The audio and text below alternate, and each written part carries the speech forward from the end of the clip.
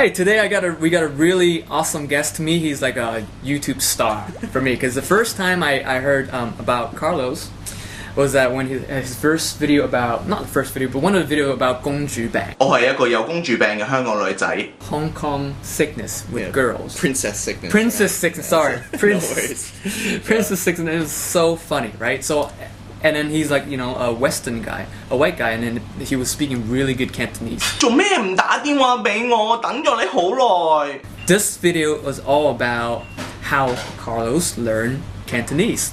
So welcome, thank you so much for your time. Thank you, thanks for having me.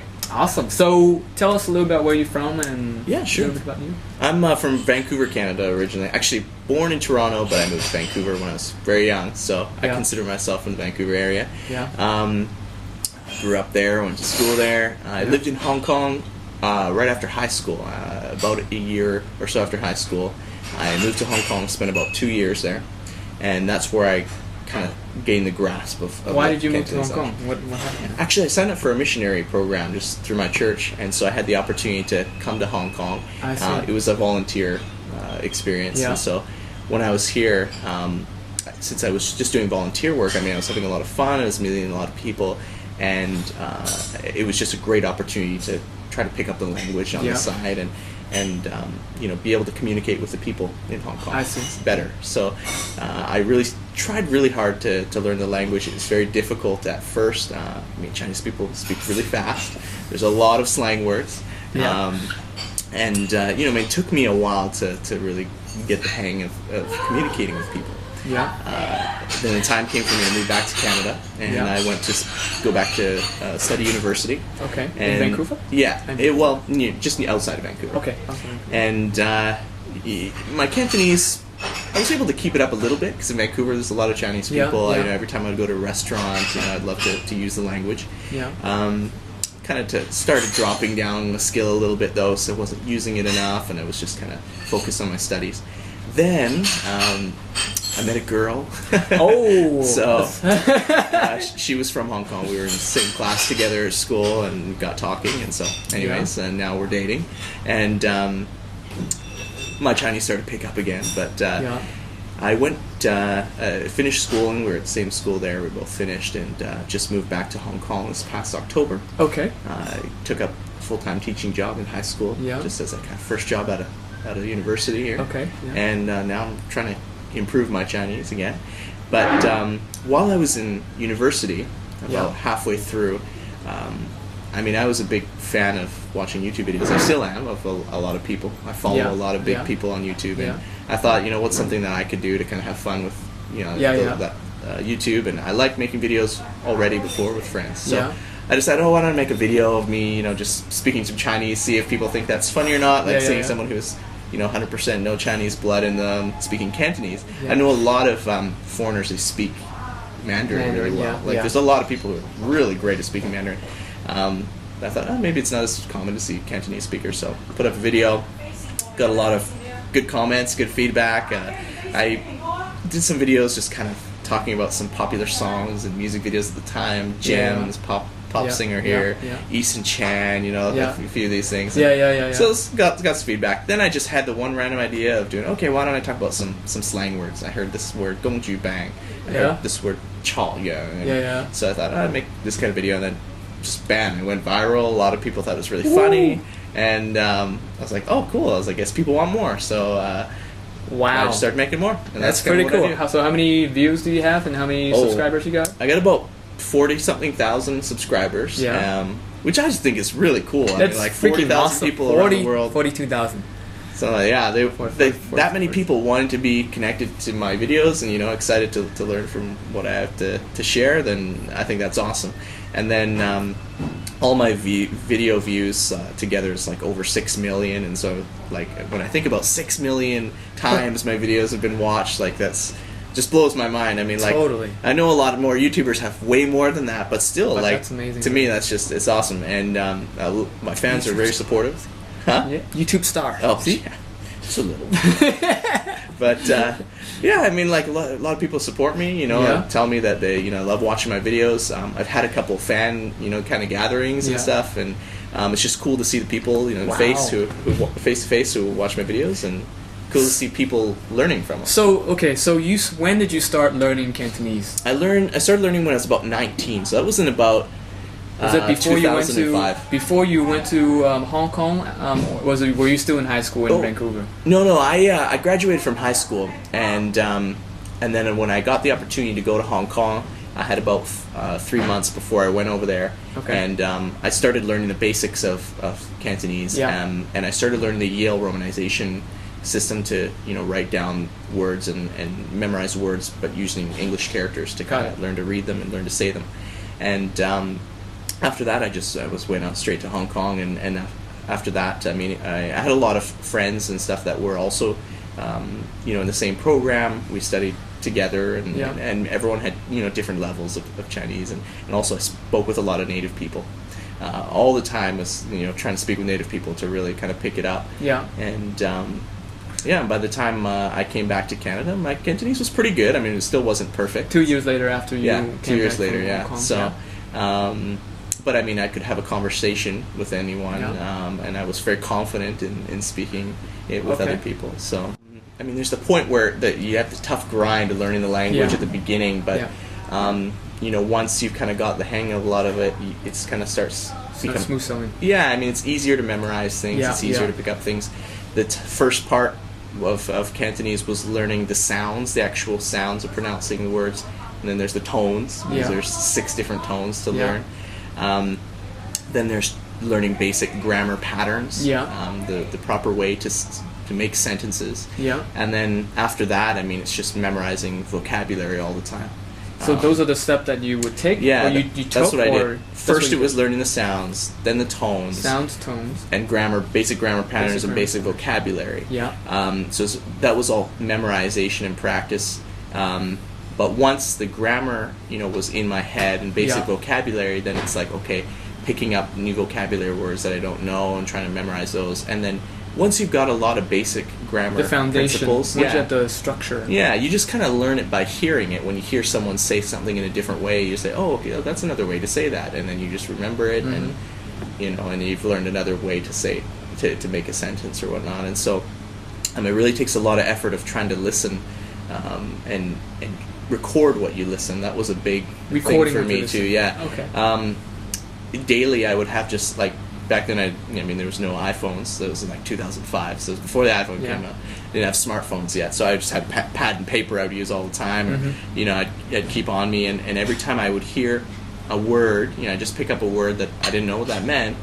I would try to write it down in romanization, and then next time I was with a friend or something, or someone that could help me translate it, I would say, what is this word? And then write that down, and at the end of the day, if I had 5-10 words, I'd try to memorize those words, and then the next time I hear them, I'd be able to pick it up. And that's how I kind of knew when I was gaining some traction. I was like, oh yeah, I remember I learned that word the other day. That means that. And then also that helps practice your listening skills, right? Because if you're writing it down and not the right romanization, or you write what you think you heard, that word, and then you ask someone, what does this mean? They're like, that's not a word. And you're okay, well, I'm not listening.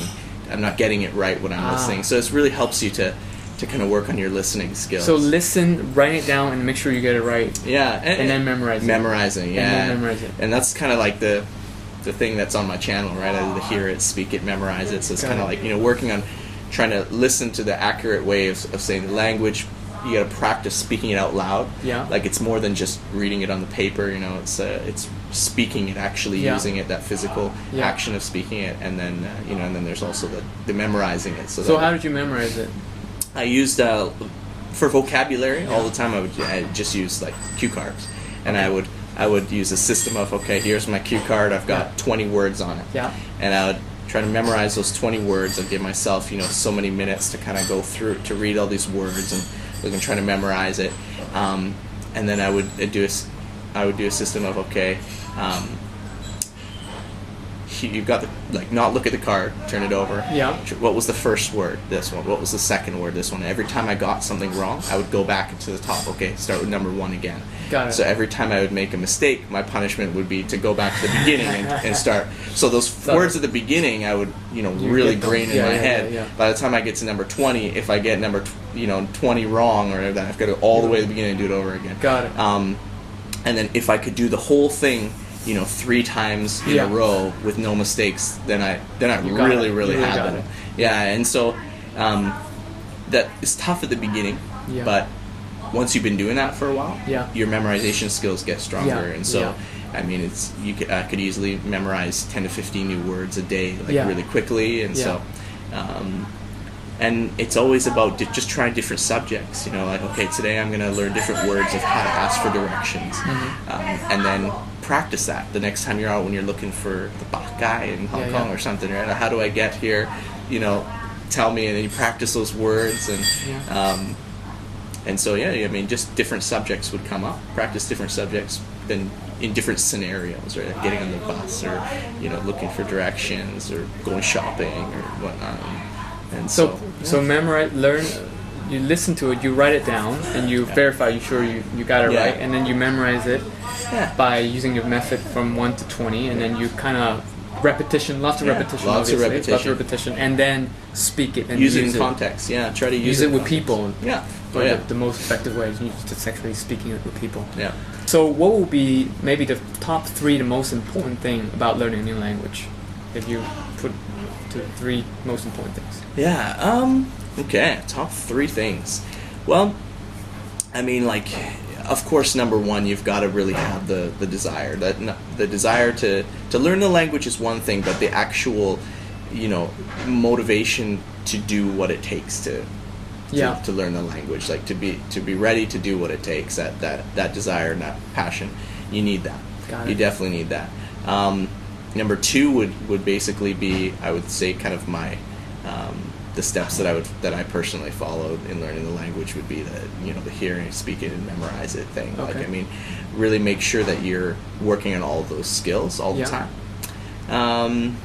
And see, number 3, I would say just to have fun. I mean, like, if it becomes a boring or mundane or just this task that you don't look forward to, then I mean you're not gonna but you're not gonna learn it. But also, I mean, like, it's not just about, like, I mean, you gotta have fun with it. You gotta learn jokes. You gotta learn slang words. You gotta learn funny things to say to people so that you can kind of have fun with it.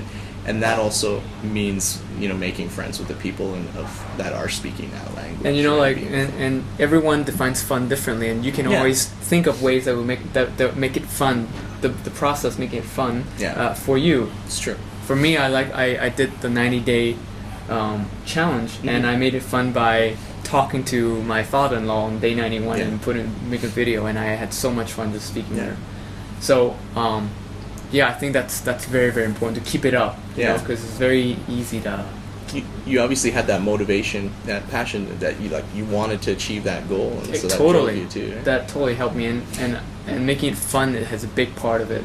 Or I don't think I would stick with it for as long as I did. I mean, like, part of the fun too could be, like, rewarding yourself in different ways. Like, if you achieve this. Get something that, like, do something for yourself to kind of, reward yourself too, and so.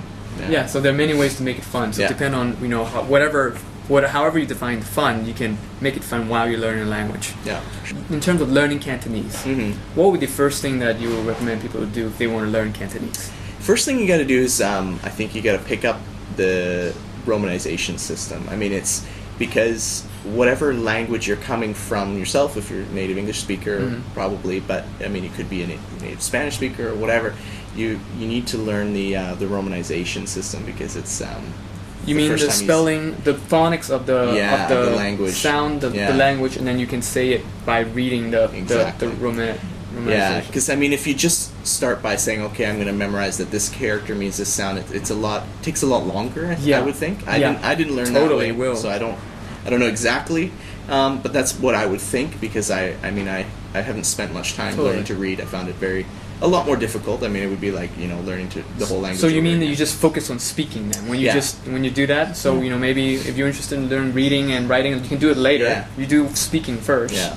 That's what you It's did. Yeah. for Chinese specifically. I mean, it's Yeah. tempting to learn to read or write because, I mean, Chinese people will really be surprised if you can read or write. Like, they'll just be even more shocked than if you can speak. So it's tempting because, I mean, like, you know, it's nice to hear some praise and nice to, you know, be admired in that way. But I mean, you don't want to get caught into you can learn to read and you can write some, but then your speaking isn't that great and doesn't make you look that good. So I just focus on speaking the whole time. And so that's a great point. You know, he focused on speaking. Now he can speak, and then I'm like, wow. I'm sure I'm not the only person that go like, wow, this guy can speak Cantonese very well. So that's a great point. Focusing on speaking too. Why do you want to learn how to speak Cantonese? Well, I mean, at first I wanted to just communicate with the people. I mean, I needed to communicate with the people being here. I mean, I wanted to be able to do it in their language. I mean, it felt like I'm not asking them to learn English to speak with me. Yeah. So I'm here, I'm a guest in Hong Kong, I want just to learn this culture and speak with the people. And so that's why I wanted to learn to speak it in the first place. And I'm just having fun now. That, you know, my Cantonese is still not perfect, obviously, but I mean, I'm very confident in speaking it, and I have fun learning more and more words. Awesome. Right. Cool. So everybody check out Carlos' channel. It's a blast. It's really fun. You can check it out here. And thank you so much for taking the time no problem. out. Thank you for having me. It was great. Cool. Thanks. All right. Cheers. Cheers.